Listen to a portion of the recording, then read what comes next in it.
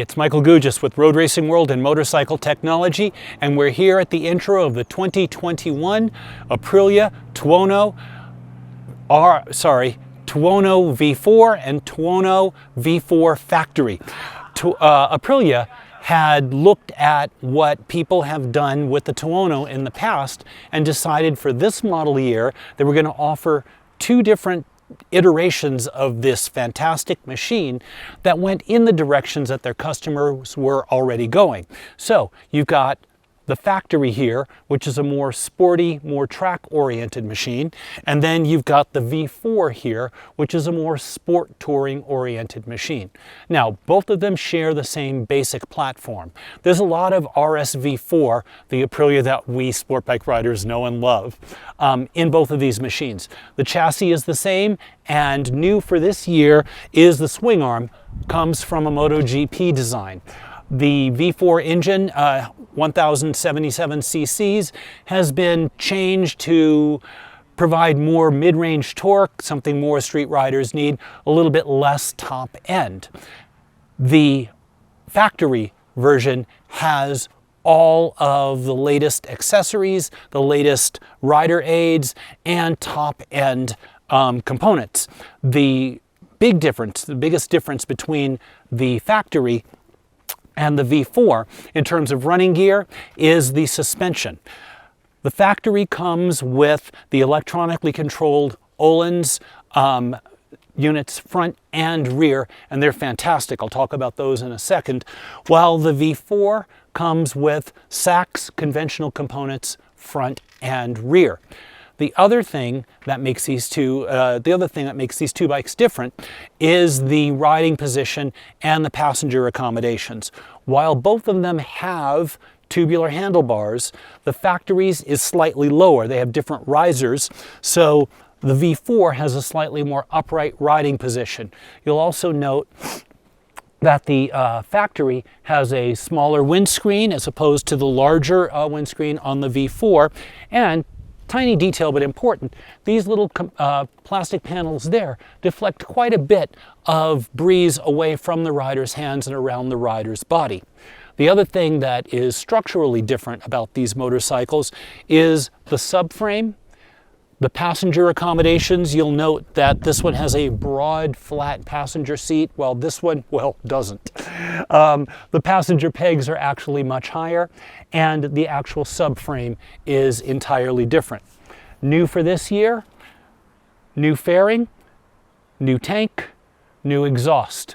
Aprilia was committed to meeting the new Euro 5 pollution standards without a loss of power. So, how do they perform? Well, we've been riding them all day long up here on Angeles Crest Highway and one other highway that I'm not going to tell you about because that's my favorite road and I don't want you on it.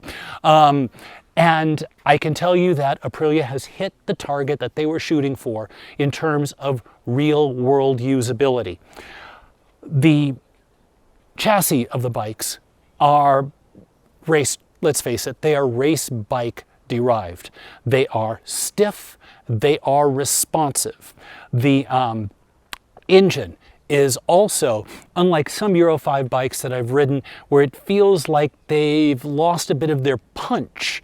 They still make the same power on the dyno at the top end, but it feels like they spin more slowly. Not these, okay? The minute I got on this thing this morning and opened the throttle, I was like, oh yeah, this is an 1100, and that's a very, very, very good thing. Up here on the crest, you can either rev it out in second gear and really just hammer it coming out of corners, or you can ride them in third and just sort of ride the wave of torque all the way through the apex, and you're still pulling hard coming out the other side.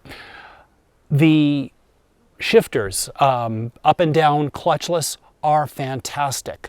The on-off throttle response is absolutely spot on, and I'm sure this is because it is a racetrack-derived chassis. The word that kept running through my head as I was going through corners faster and faster, higher rate of speed, was precision. You can put these bikes within inches of where you want them, even at speeds that are pretty much at the upper edge of what you want to be doing on a public road. They're fun, they are capable, They are responsive. It's, you know, you think it, the bike does it. And it's a very, very enjoyable way of spending an hour or a day riding some of your favorite back roads. The bike is made for a particular customer.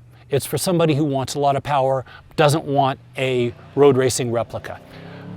Aprilia's had this model or something similar to it in its lineup for a very long time. The formula works very well for the company, and I'm very happy about that because that means that they have refined it over the years to the point where it's not just a good Aprilia, it's a very good motorcycle.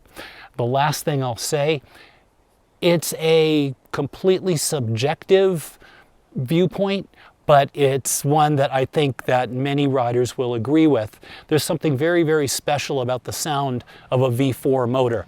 And the V4 motor on this motorcycle is not just powerful, it's also it's the source of a motorcycle sound that just brings a tear to a gearhead's eyes.